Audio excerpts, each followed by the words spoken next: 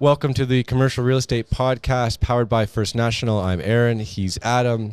Recording live here at the Vancouver Real Estate Forums as part of our video speaker series in partnership with Real Estate Forums.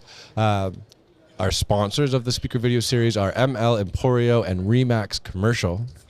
Our guest today is Ted Mildon, who's the VP of Leasing and Operations Vancouver office at Oxford Properties. I get that right? You got it right. All right, cool. Yeah. Nailed it. There's been a few long titles today. That's another one, yeah. Well, that's very specific. It's very clear what you do. Yes, I have yes. no questions about what it is you do. Yeah. So, Ted, welcome to the program. We like to start with a kind of a background. Did you wake up one morning when you were 7, you wanted to do office leasing? Like, Yeah. how'd you get here? It's funny you put it that way. It's kind of like how I got into volleyball when I was in grade 7. They kind of sent an email or whatever it was at the time around class. Like, who wants to try volleyball? And you're like, yeah, okay, I'll give it that a whirl. And then 5 years later, you're, playing on the senior team and there we go, in high school. So for me, I took an arts degree at U of A, graduating in 2007. And I really had no idea what I was doing next. And I don't even think I was thinking about it. My biggest concerns was like, where's the flag football game on the weekend? Like that, I was in that mode. And I got introduced through my dad knew someone through our community league in Edmonton. They were talking about, what's your son going to do? He's like, he doesn't know. Then this gentleman said, hey, have him come talk to me. So I did. And I went and helped him renovate his bathroom. And his name was Ken Williamson. He's a broker in Edmonton. And he said, hey, I need an assistant. Why don't you come and job shadow for the day, see if you want to take a crack at it. So I did. He says, yeah, we start at 6 a.m. And I was like, okay. Hadn't been up that early for a long time. But showed up. End of the day, after we signed, I think, $80 million in listings that day, he said, yeah, I think this could fit. Job offer's yours. Let me know by Monday. And I did. So I was an assistant at Colliers in Edmonton on the investment team for 3 years. And then one day my now wife came to me and said, hey, I got a job offer to move to Vancouver. Should we keep this going and you come with me, or should we just kind of call it off? And I said, I'll probably come with you. So we did. And my boss was great. Like this, I've won the boss lottery in my career. I don't know if you guys have been in that, but Ken said to me, he says, look, if I was 25, had no kids, and someone offered me a chance to go to Vancouver, you'd just see the paper kind of falling down off the desk. I would be long gone. So he was really supportive of that. I came out here, joined Colliers out here, and I got into retail leasing, which wasn't my comfort zone. And I quickly transitioned back into investment.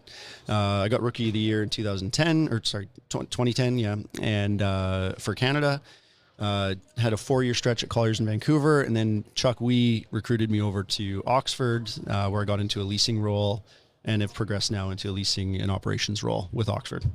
What felt off about the retail portion? Why didn't it click with... I'd spent 3 years. Another story about Ken, like anyone on the podcast is thinking about mentors and getting into the business and looking for that mentor.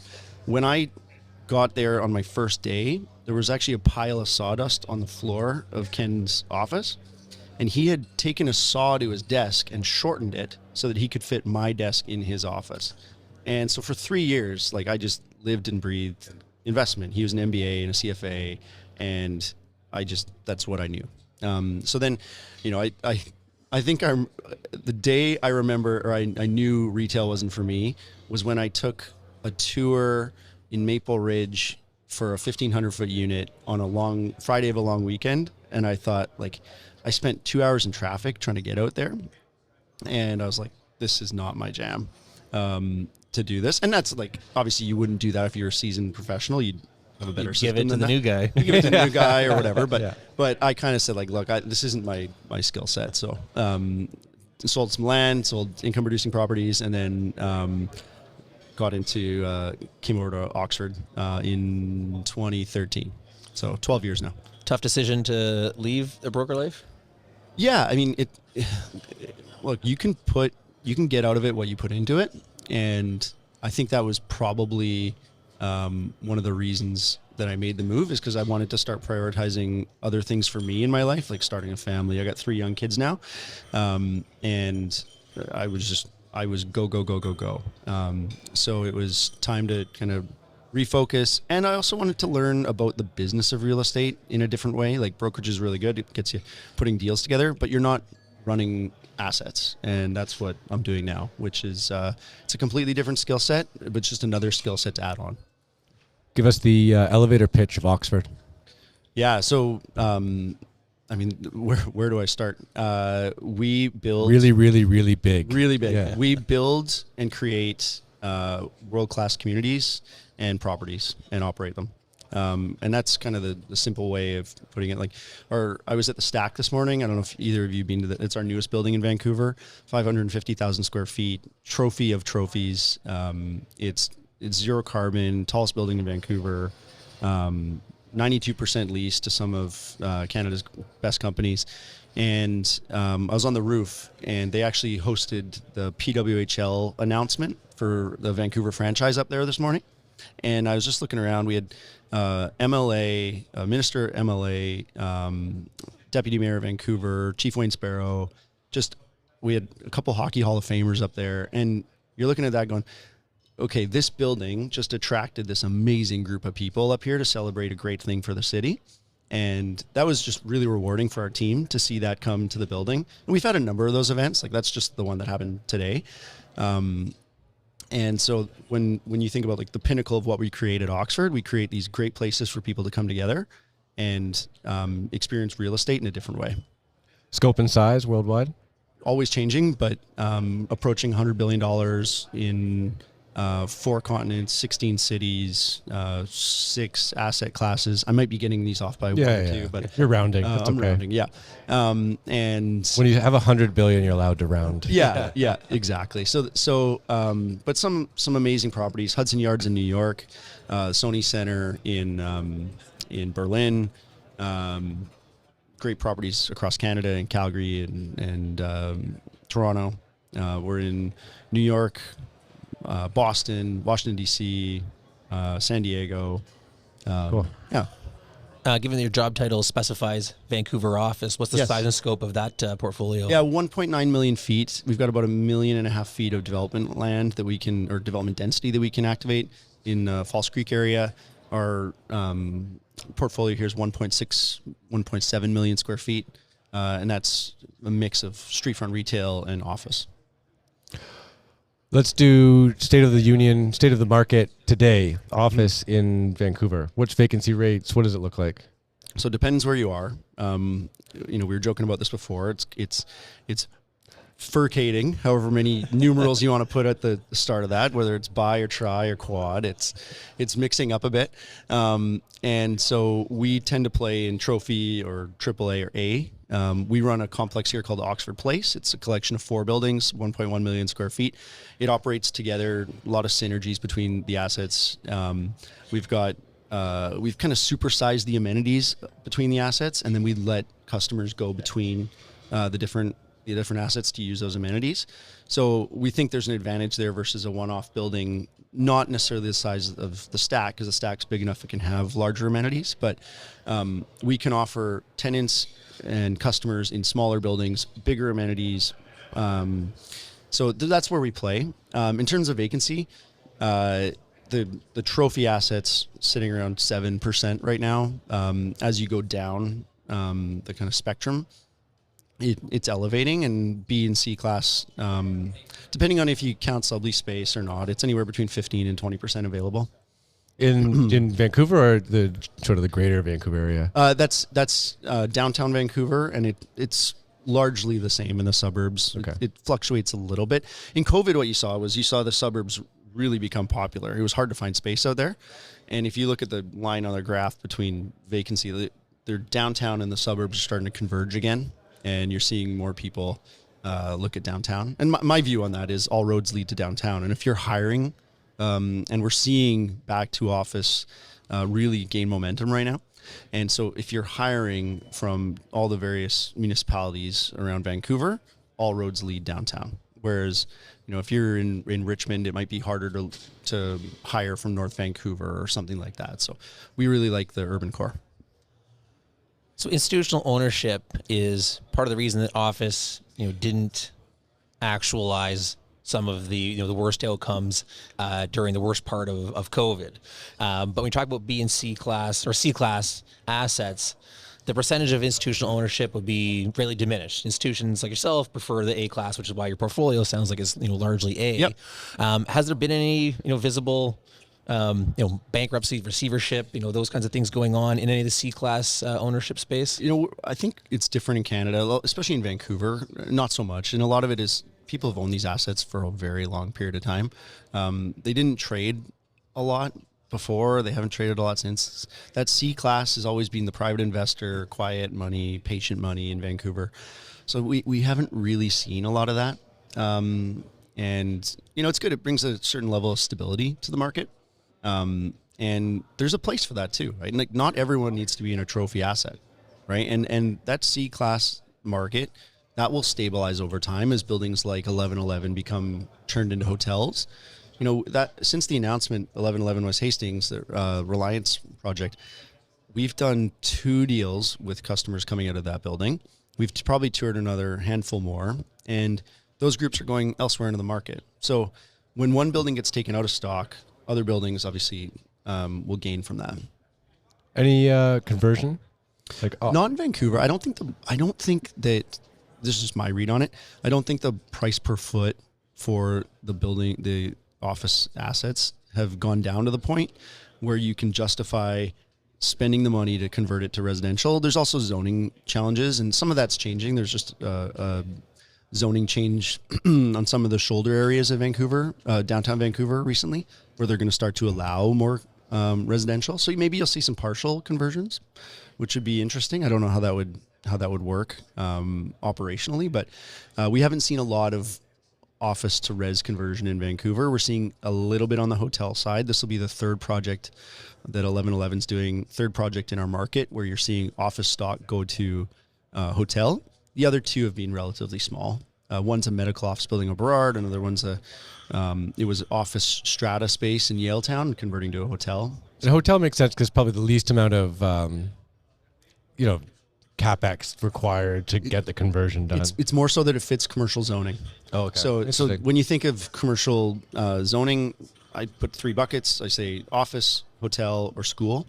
And school, there's co-tenancy restrictions. They don't want that assembly use next to your office use, so that can be a problem. So the 3 main commercial uses that we see in downtown Vancouver are those office, hotel, and school. Yeah, I guess that's true, because in an office building, you're still going to have to pump holes through all the floors to get the bathrooms in and everything. The bathrooms being the big problem. The bathroom's the big issue, yeah. Have you toured any of these properties, conversions? I toured, actually, the Exchange Hotel on Pender and Howe. That was office space. It was intended to be office space. In 2017, they converted it to a hotel.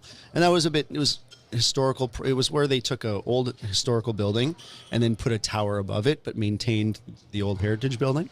And the market just wasn't responding to it, so they turned it into a hotel, and I hear it's doing quite well. But in Vancouver, in general, we're undersupplied on the hotel side, so it's not a surprise. I toured a hotel to apartment conversion a while ago, and that one, I will admit, it felt off when you're touring it. It felt like this is clearly not the original intended use, and I always wondered about that, just based on my one data point, my one experience of having a conversion, that when you are converting asset class, that you will walk into the space and feel this was not the original intended use.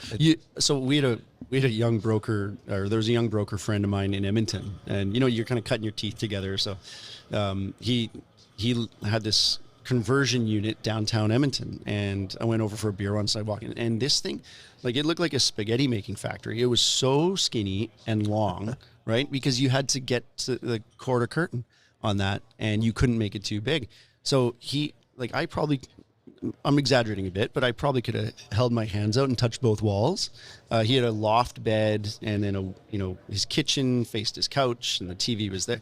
And so sometimes they don't work. Right. Yeah. So that's my longest. Sometimes they don't. Ottawa's has some success. The city of Ottawa is fairly progressive or supportive. Interrent's just done one. There's a couple others that are occurring in Ottawa, and I've had the fortune of touring some of them.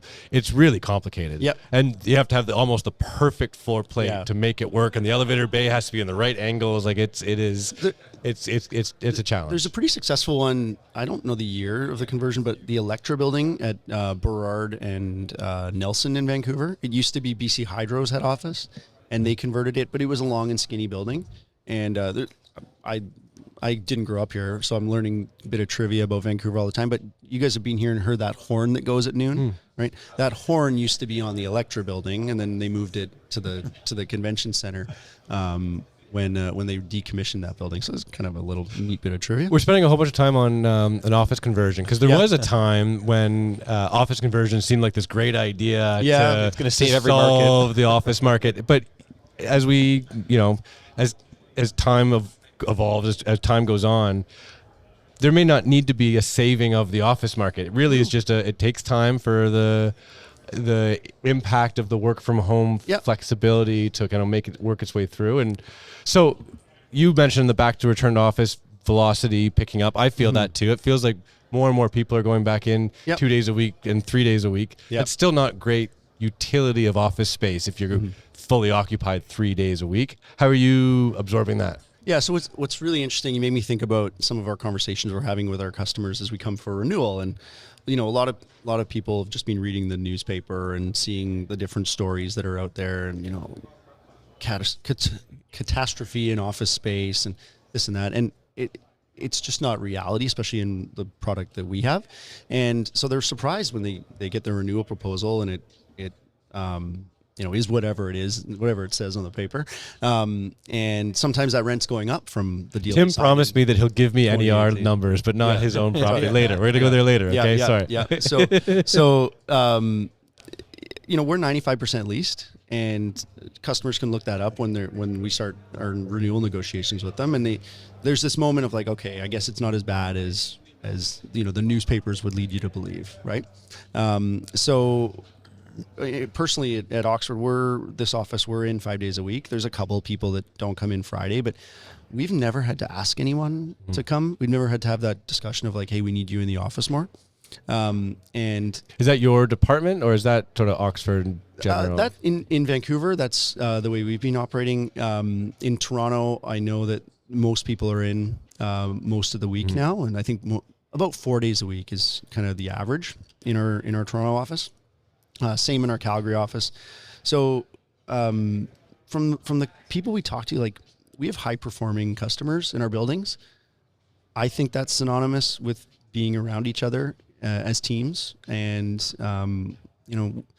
Fridays are a bit busier or not as busy. Mondays weren't as busy for a while. They're definitely picking up. Tuesday to Thursday has always been pretty consistent. And you see that in the parkade traffic.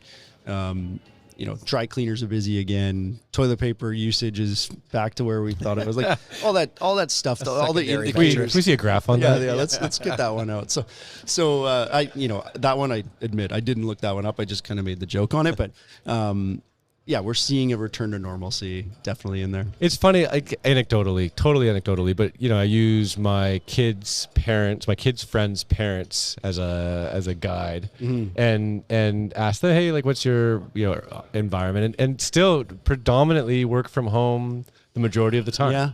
And I live in a suburb of Toronto, 25 minutes out of downtown, but I think okay, that's great, good for you. Like, they're working in the office once or twice a week, perhaps. Yep. But pre-COVID, they were 5 days a week. Yeah. And so it still feels like to me there's a lot more to go. And I say that First National's experience is we're 3 days a week in commercial. It's 2 or 3 days a week in our residential department. But we all come in on the same day, meaning we need full office space. Yeah, and that's part of the challenge. And so, I can tell you, because I know, like, we're short of office space on the days that we're in. But then, of course, the executive team has zero appetite of ever increasing. Yeah, because you can use mine on Friday afternoon if you want. And so, like, this, I'm sure we're probably reflective of a lot of businesses, right? So we had a tenant come in and speak with us, and they were talking about, we asked them this question, like, they were a venture capital firm. They had investments in, I think, 29 different companies in Vancouver.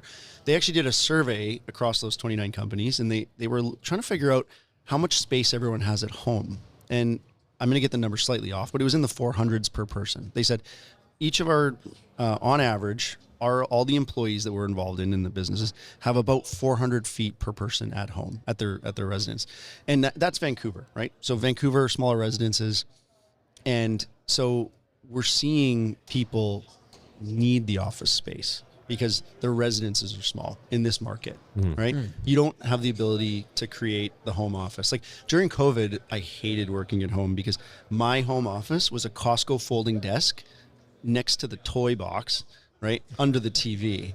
And like, it couldn't get work done. Yeah. Right. And I was eating peanut butter and banana sandwiches 3 times a week because like, that's all I knew to make. And then like, do you remember like those COVID times where you're like, I need to schedule 5 minutes to go to the bathroom. Right? Like you just get meeting to death.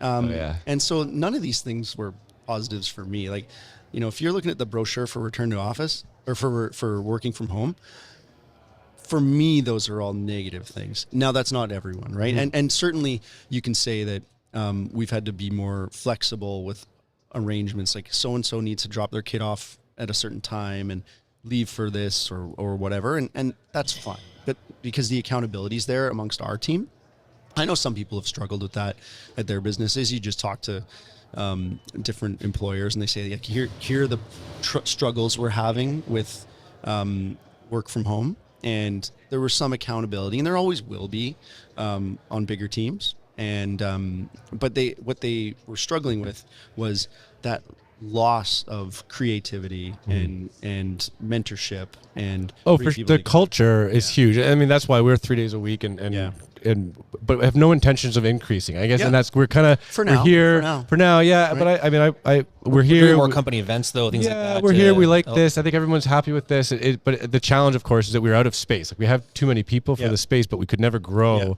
And I guess I'm struggling with just how you figure that out, because you want everybody in. You want them in at the same time so they know each other and meet with each other. Just like you talked about culture, but I don't have enough space. And then if you come on Monday or Friday, or particularly Friday, it's ghost town, right? So I think that's one of the things that companies have figured out is before, when they made these proclamations about how many days a week you have to be in, there wasn't any guidance about which days. And I think what's happening right now is companies are figuring out that they need to be the same days. Right? Yeah. You can't have Bob there on Monday and Thursday and Jane there on Tuesday and Wednesday. And like, everyone's in, but they're not there together. Doing a Zoom call from their desk to talk to everybody's at home. Yeah. So now what you're seeing, the trend you're seeing right now is we're 3 days a week and these are the 3 days, right? It's not any day you choose. Because a lot of the times when people are saying, oh, you're 2 to 3, some people were coming in 1, but kind of saying they were in 2, and you couldn't really validate it at all. And so we've heard from a lot of customers who are saying, look, we can't make accommodations. These are the days, and that's what's best for our team. The other thing I'd say is, you know, First National, you guys might have a policy right now where it's 3 days a week. These things evolve, right? And who are you going to evolve around? You're probably going to evolve around the highest performing company in the market, whoever that is, or whatever. And so you're going to get consulting groups like McKinsey who study this for years and come out and say, okay, here are our findings, and Amazon's been 5 days a week and this company's been 3 days a week, and we actually think optimal performance is 5, and here's the evidence to support it, or 4, or whatever it is, right?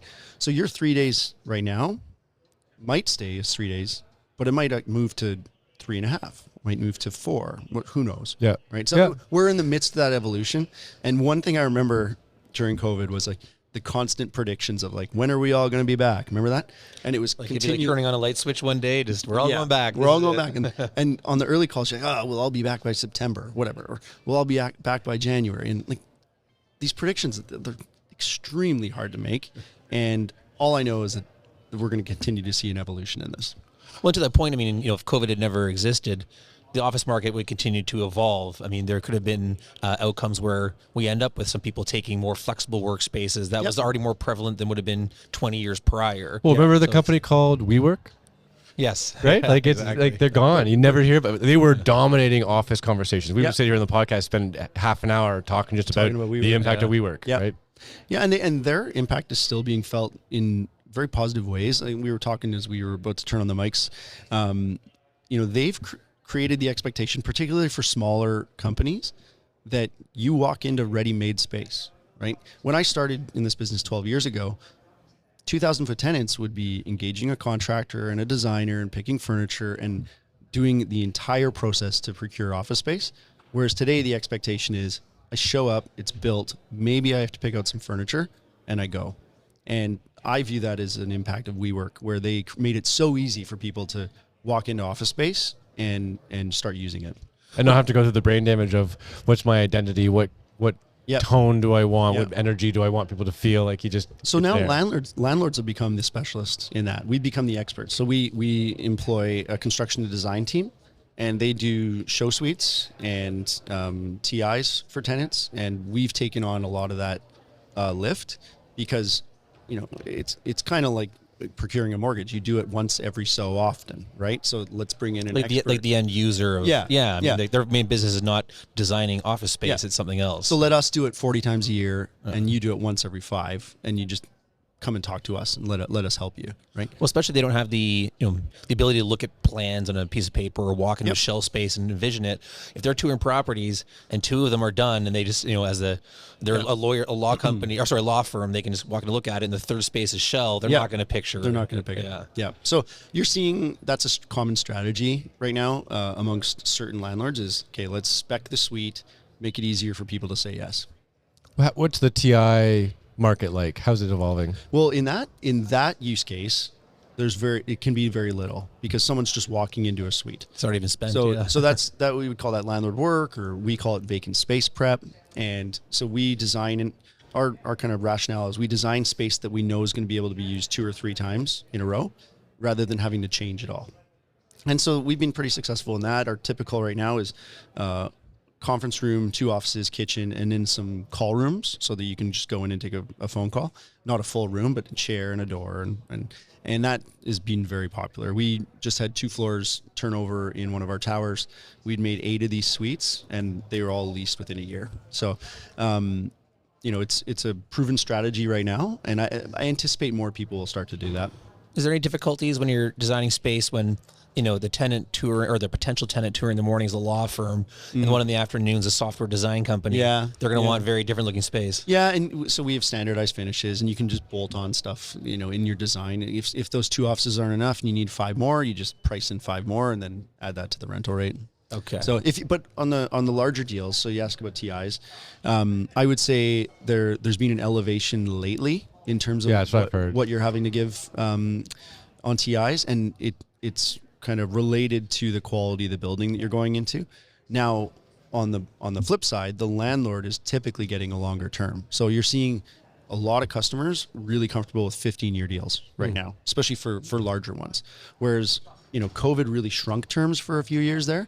Now it's kind of gone long again, which... is that good for the landlord? Like, I'm trying to. I guess that means it's a buyer's market. It's good for the brokers. Yeah. No. I would say because the rates aren't. Because don't you want the short term so you get the rollover and the lease rate? That's one theory. But if you're locking in 15 years of cash flow, and especially with a great covenant, right? Really good company. Say you're signing up a law firm that's been around for 75 years and it's 50,000 feet, and they're going to do you're going to give them $150, but they're going to spend $350. Like. This is a good anchor customer for a building. So you're seeing that on very select good covenant deals where the TI is being elevated and you're also getting longer term. And easier financing too for an asset class has been, probably not for Oxford, but it's been tougher to finance for the last number of years. And so if you can get a 15-year tenant in there that's a known name, that helps the finance equation. Yeah. And so lastly, for me anyway, where are these rents kind of specking out right now? You still are trying to determine again, not for Oxford, but just general market. We said this off air, but I want to benchmark a little bit. Like where were we in, maybe just do it this way if it's easy. Where was the market very generally in 2015, 2017, 2020, 2022? Like just kind of pick 3 or 4 year chunks, right? I think I can get this. So when we were 2019, our market vacancy was like down to in the 2s, right? Like we were essentially fully leased across the market, and you were seeing compression on rates between asset classes. So whereas today we talked about the various bifurcation that's going on, then it was like you were seeing B buildings get rates that were almost A buildings, and A buildings get rates that were almost AAA buildings, and because there was no space, it was scarce, right? It was market pricing on every spot, market pricing on every deal.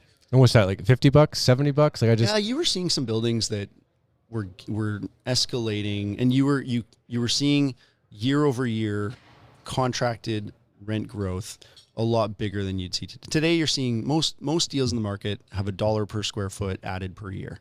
That's what you're seeing in this market. Then you'd see $2-3 a foot per year.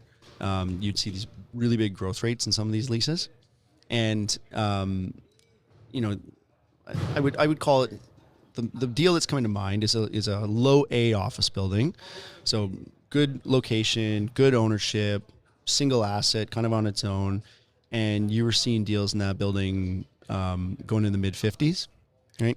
Today, I think there's probably coming off that a little bit on that particular building. And again, I don't want anything to get taken out of context. Some buildings and complexes are holding rate a lot better than others. So I want to be clear on that. Mm-hmm.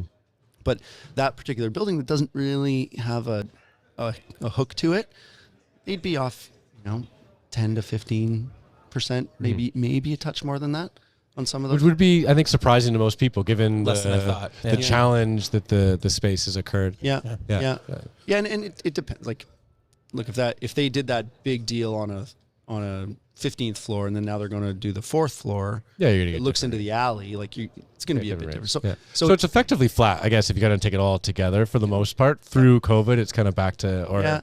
And on the NER side, you've seen, you see comps come across your desk where the rates have held, but the inducements have gone up. Right. So the TIs are up, but the NER is flat, which makes sense. But then, we I'm trying to figure out how specific I can get here.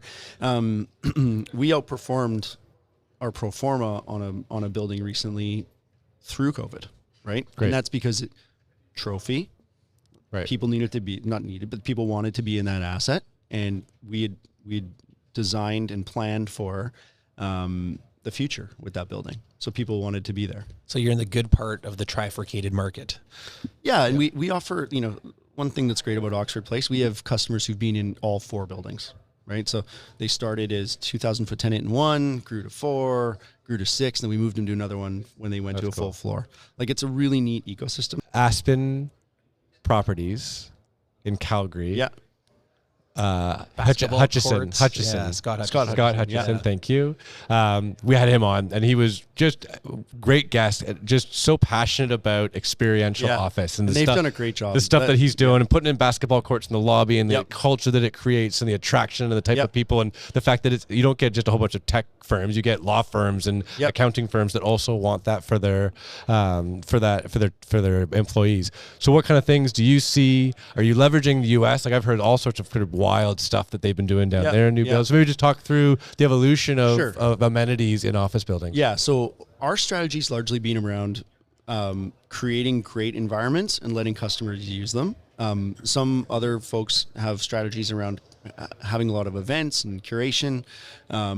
I think that's good to do, and we do a bit of it, but we don't make it our priority because it's really hard. And the second the event's over, you're back to zero. So what we've focused on, and we always talk about the hotelification of office space. If you were to go into our lobbies, you'd see soft seating, I don't know, trinkets isn't the right word, but, coffee table books, flowers out of stone, like this kind of stuff on tables. It feels more residential, feels more like a hotel lobby. If you were just to get dropped in it, you'd be like, am I in a hotel or an office building? We have music. We've played with scent. It doesn't work that well in an office setting. It works in hotels, though. Works in hotels, but, someone's not there every day with an allergy or something like that. So we tended to get some complaints around the scent, which actually people love to complain, though. Yeah. So and I took that one back. Retail's really important. So getting the right retailer. We had a national chain that was interested in one of our buildings, and then we had a local group who was trying to open their second location that had a bit more edgy, and we chose the local group, and the customer response was really positive, right? Gave it some identity. It's where someone wanted to go spend their lunch hour. So those kinds of things are important. The thing that I really like right now is we have curated music throughout the tower. So when you get in, there's, we have a consultant. They pick the playlists. It's always changing. You hear it in the lobby. You get in the elevator. It's playing. It's not your old school elevator music. It's like good stuff. Then you get out into the lobby of your floor. It's playing. You go to the washroom. It's playing. And so it feels like you're in this really active environment.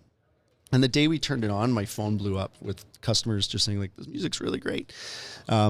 Art's another thing. We're trying to put that in a lot of different spots. So they permanent installations or rotating? Yep, permanent. Okay. Rotating is good. It really, and it gives a lot of opportunity for kind of young up and coming artists. It's just, that's where the business is learning right now. We're learning as property managers how much we need to constantly be changing things. And if we need that full curation on a monthly, weekly, yearly, or permanent basis.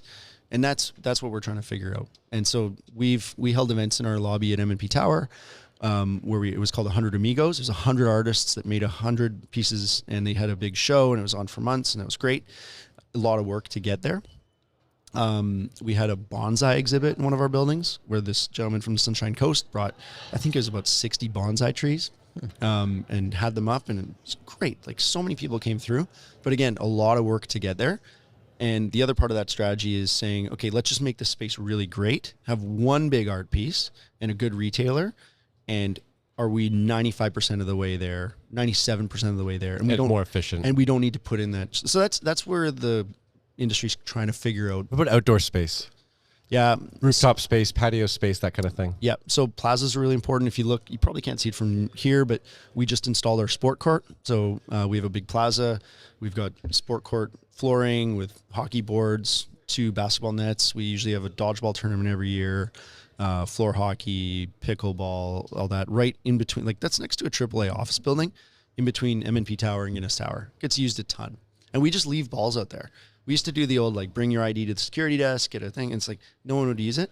So we just leave balls out there. We do that next door. We have 5 ping pong tables across our properties here. People are using them all the time. Again, we just put a little basket on the side, put ping pong paddles. You're going to spend $1 at the dollar store to keep it full. Like, who cares if they get lost, right? And what's amazing is, like, I've come back from events in the market. You know, you're walking back to the office at 10, 11 at night, and people are using this stuff. So it's not just about your customers. It's about the community. too. It's building a really, kind of active environment around your property. Especially if you're downtown surrounded by condos, like it's 24/7, Yep. right? That's Yep. That there's people around. And then there's private terraces too, and the stack has 7 of them. It's our, Right. and like I said, I was Private tenant use? For private customers, and then there's one rooftop one that's communal. And He was up there today. Yeah, like I'll show you guys some pictures. Showing pictures to each other on radio. It doesn't work. Doesn't really work. We'll put that up on the screen. But like, the view's fantastic. You get to see all that from 550 feet in the air. That's cool. And so we've activated that. We worked with M. Moser to design that space. I got an email the other day, someone saying, like, I love bringing clients here. It's amazing. Thanks to your team. We're so lucky to have this in our building. And those things are really powerful too. When you get that nice feedback from customers, you can share it with the team, and it shows everyone, like, hey, people really value what you're doing. So. Well, and the weather and views here, particularly activated by outdoor space. Yeah. Less so maybe Edmonton or something like that. Yeah. Last question is kind of cheeky. Again, for the people that are experiencing this is audio only, you're wearing a pin that looks a whole lot like the Stanley Cup. It is the Stanley Cup. Is that a Go Leafs Go statement? No. I turned 40 last year, and my best buddy and I, he lives in Dubai. We were like, if the Oilers go on a run, we got to go to a game. Of course, they went on the run. So we met for Game 5 down in Florida, and we flew there before Game 4. So we didn't know. If you remember, they were down 3-0.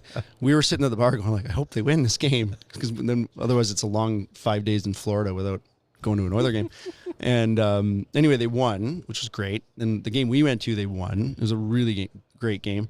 But all the NHL execs were kind of just on the concourse. So Bill Daly was up there. Nobody knew who he was. Like, I'm like, hey, Bill, how you doing? Got a picture with him. They need a security guard, and I collect pins. So, like, I think this is kind of the most underused part of a man's wardrobe. Pins are small and cheap, and you can change them up, and it's like, I just think they're good. And so the security guard had this pin on, and I start telling him the story. When we kicked off the stack, we got pins made, and they were pretty much this shape. They were silver and slender, and at the same day as we were having our groundbreaking for the stack, the NHL draft was in town here. So I'm going around with a pin that looks like this, and I'm 6'2", little bit out of shape now, but I look like, oh, maybe that guy could have played in the NHL. And I'm walking around with this pin that kind of looks like the Stanley Cup, and I was getting a ton of looks. So I'm telling him the story, and Bill Daly starts walking away from us, and I'm like, yeah, I collect pins. Like, I had this pin, total like lame story. And I was like, can I have yours? He's like, no. And I keep talking, and he eventually, after like 30 seconds, he goes, here, take it. I got to go, and just walks away. And I was like, perfect. Mission accomplished. Got my pin. So anyway, I'm hoping for another Oilers run. We'll see. But any Canadian team that of the current set that gets in, I'd be happy with. The Flames aren't in, so I can say that. Yeah. I cheer for the Habs if the Habs are on a run. I don't care. I just let's see a Canadian team do it, right? Exactly. So cool. Yeah. Well, thanks very much. Yeah, I really appreciate it. I've never been on something where it's just thought leader. I've never been on a podcast. Well, that wasn't for you. I figured. I figured that was for you. That was the previous guy. Yeah. We want to thank the Real Estate Forums for hosting us here at the Vancouver Real Estate Forum as part of our speaker video series. We do, of course, want to thank our sponsors for this endeavor, ML Emporio Properties and Remax Commercial, First National powering the podcast. But most of all, to our guests, thank you so much for spending time with us today. Yeah, no worries. Pleasure to be here. Thanks a lot.